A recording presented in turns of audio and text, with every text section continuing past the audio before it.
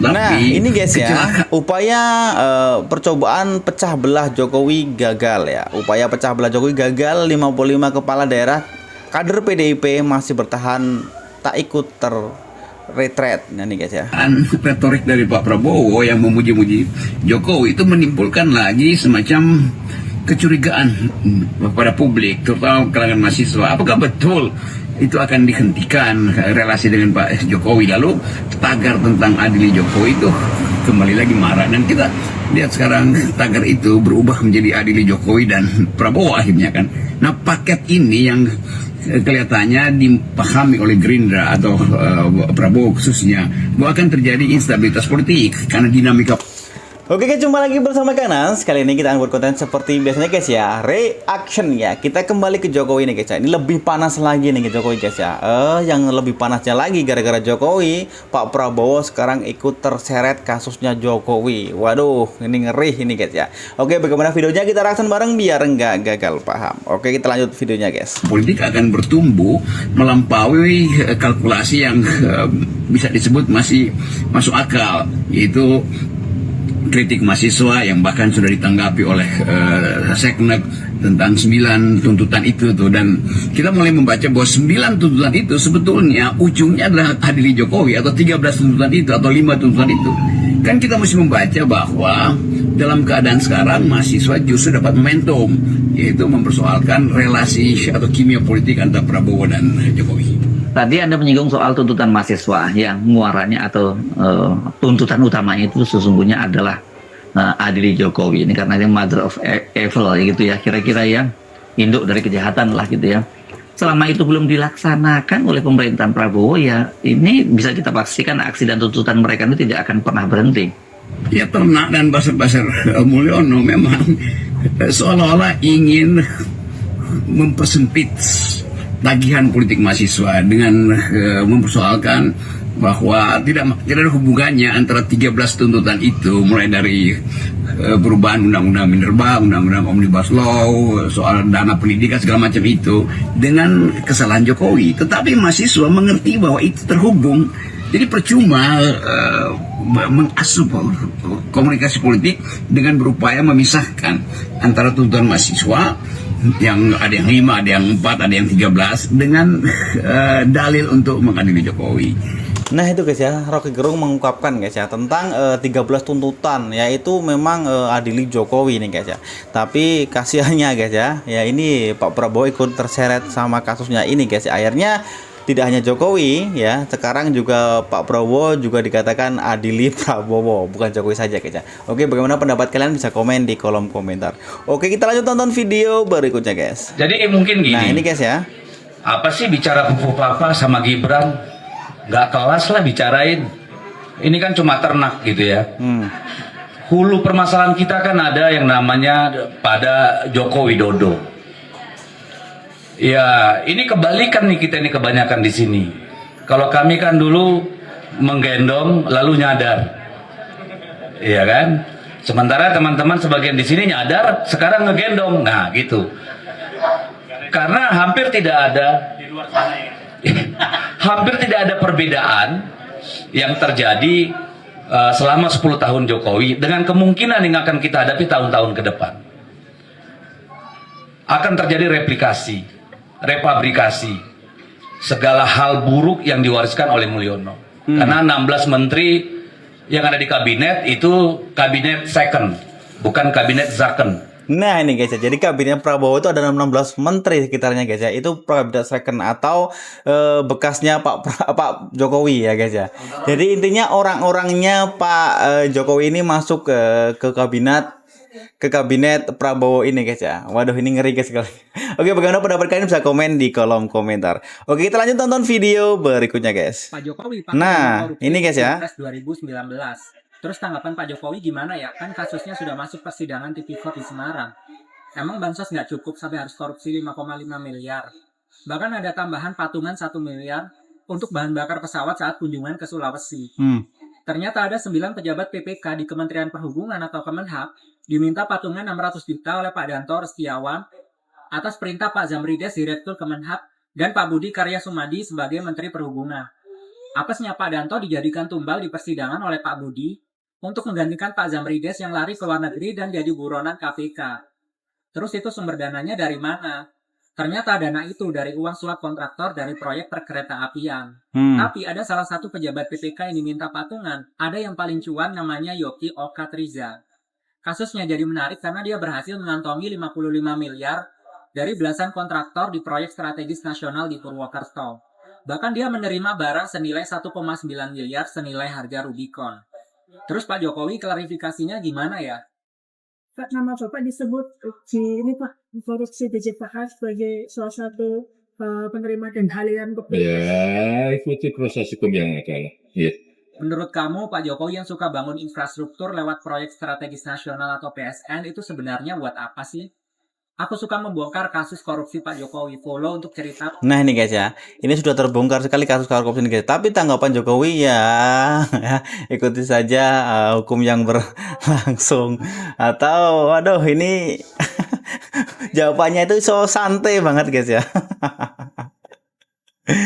Aduh, dia berani itu memang ada backingan di belakangnya Pak Jokowi itu ada orang-orang besar. Jadi dia santai jawabannya guys ya. Walaupun dia melakukan santai aja. Ada orang-orangnya ya di kabinetnya Prabowo saat ini. Waduh.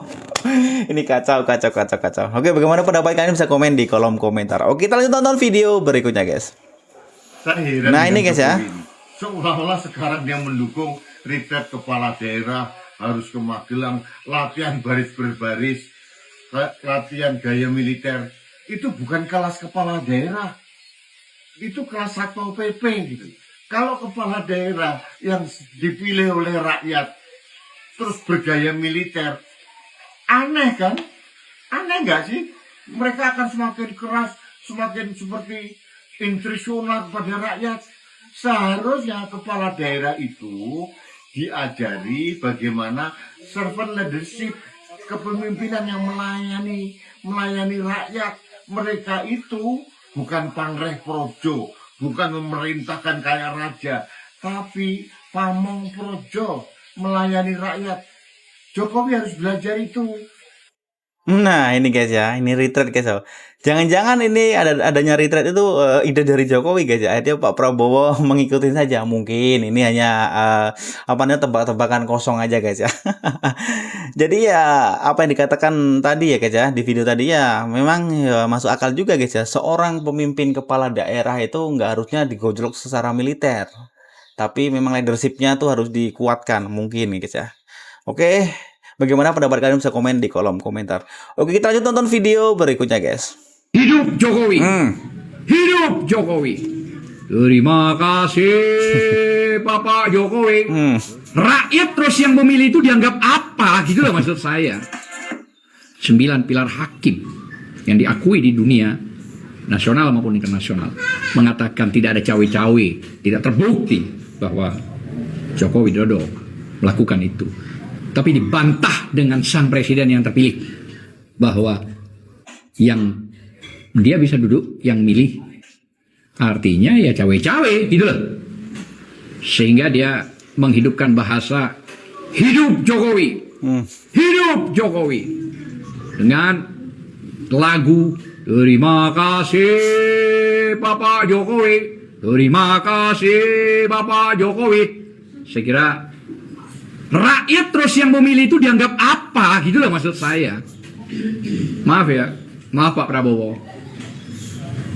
Ini Anda sadar atau tidak sih bicara begini nih? Disoroti dunia nasional maupun internasional loh. Ini saya kira berbahaya. Satu hal itu.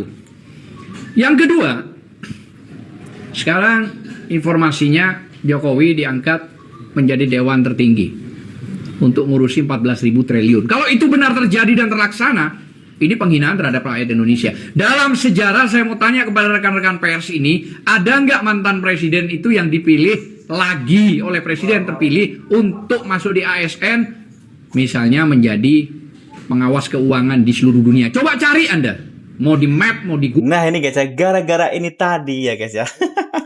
Gara-gara terima kasih Bapak Jokowi, ini rakyat Indonesia itu marah ini guys ya.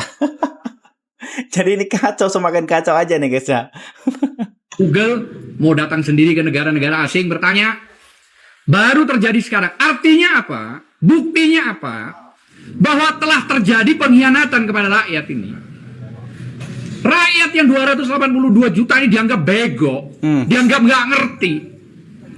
Dan saya juga nggak ngerti kampus-kampus yang ada di Indonesia yang punya nama. Mau rektor, mau dekan, mau para profesor, ya kan? Kok diam gitu loh dalam hal yang begini. Ini menakutkan kalau ini terjadi.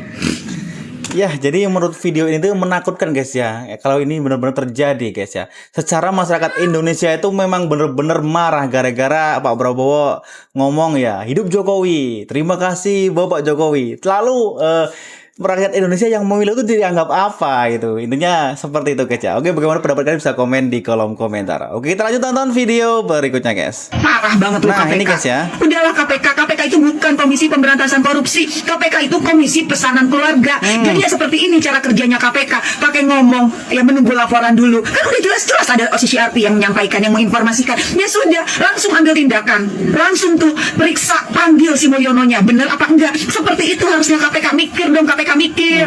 Ya, lu cuma bisa ngurusin Harun Masiku mulu sih. Jadi kayak gini otaknya. Parah banget. Nah ini guys ya, ini ibu tadi marah-marah guys ya tentang KPK. Waduh.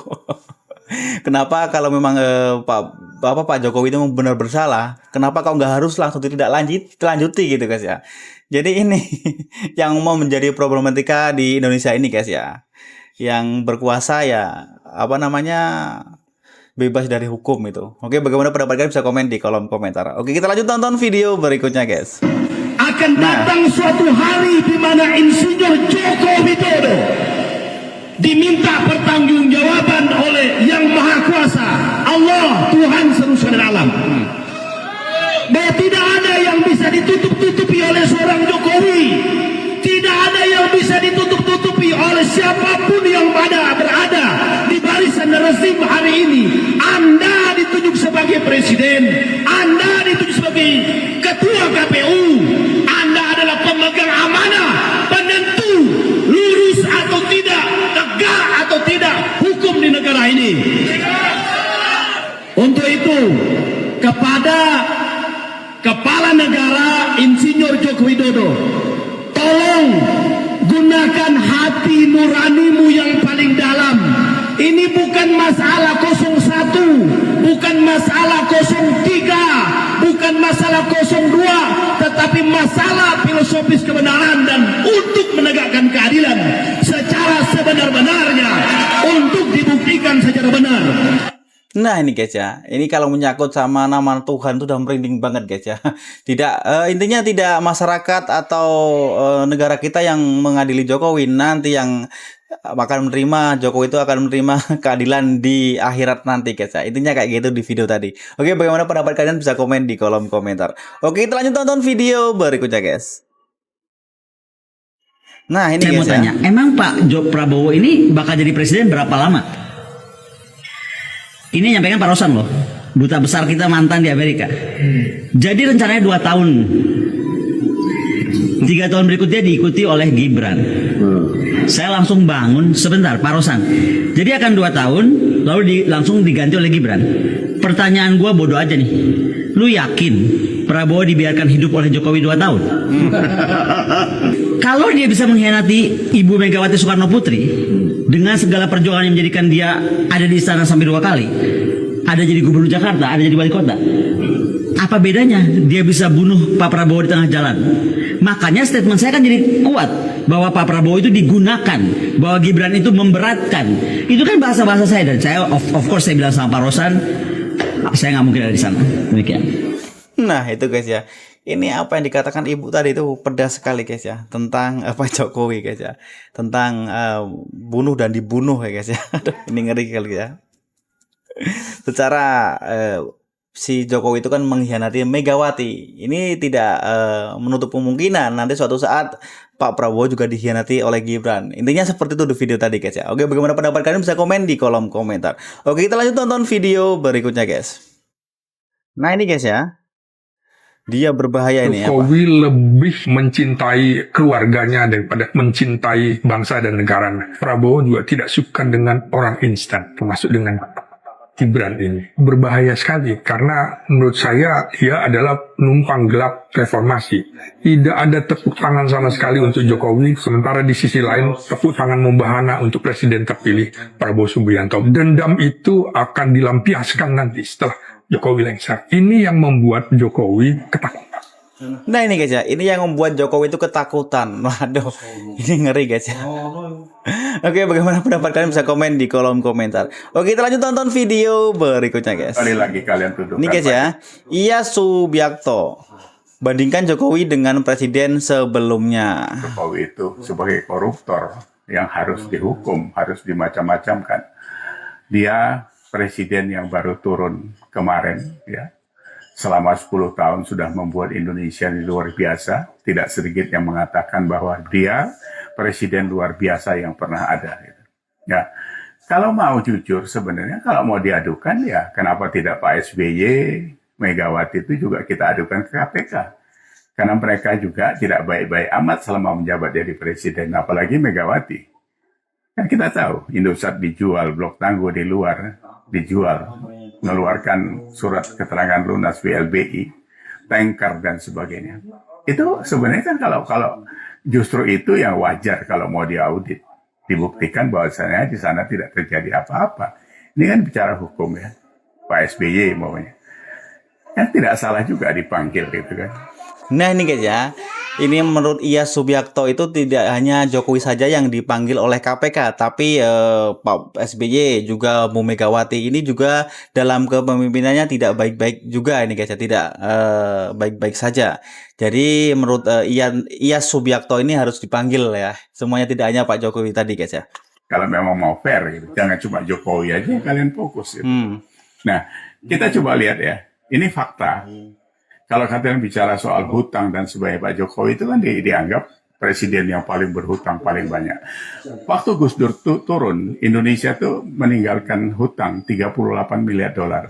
Begitu diganti Megawati 3 tahun, utangnya naik hampir 100% menjadi 75 miliar dolar. Begitu SBY 2 periode, hutangnya naik lagi 120% menjadi 168 miliar dolar. Nah, Pak Jokowi turun, itu utangnya dari 168 naik ke 200 miliar dolar. Naiknya cuma 11%. Nah, kalau kita bandingin pembangunannya, kan Megawati yang paling jublok. Di zaman dia 3 tahun aja lepas Indosat, Blok Tangguh, segala macam yang tadi saya sebut itu. Nah ini guys ya, jadi jangan hanya Jokowi saja yang menjadi fokus kalian, tapi juga Bu Megawati dan SBY juga guys ya, harus diseret ke KPK. Intinya kayak gitu guys ya. Oke, bagaimana pendapat kalian, bisa komen di kolom komentar. Oke, kita lanjut tonton video berikutnya guys. Yang mereka wakili Ini guys ya, bukan rakyat Indonesia, dan rakyat Indonesia harus melawan. Kita harus bangkit, kita harus buktikan bahwa rakyat masih pemegang takhta tertinggi Republik ini. Negara kita darurat demokrasi, negara kita tidak baik-baik saja, dan luar biasa sekali. Saya mengapresiasi yang sebesar-besarnya untuk semua rakyat Indonesia yang telah hadir menyatakan ketidaksetujuannya atas kesewenang-wenangan para penguasa yang hari ini melucuti demokrasi secara terang-terangan. Demokrasi kita ditelanjangi tanpa ada sensor lagi. nah ini guys ya, gerakan demokrasi guys ya. Jadi tidak setuju kalau demokrasi di Indonesia ini ditelanjangi, ditelucuti guys ya, secara terang-terangan. Jadi gerakan ini intinya para mahasiswa dan para rakyat Indonesia ini menuntut ya supaya demokrasi kita ini benar-benar ditegakkan ya, jangan ditelanjangi. Intinya kayak gitu guys ya. Oke, bagaimana pendapat kalian, bisa komen di kolom komentar. Oke, kita lanjut tonton video berikutnya.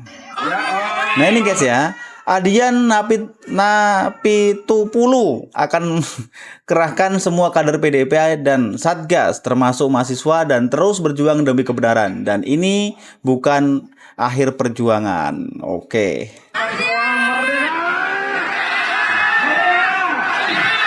Bapak-bapak, ibu-ibu, kawan-kawan seperjuangan semuanya, terima kasih sudah menunggu dengan setia dari tadi pagi.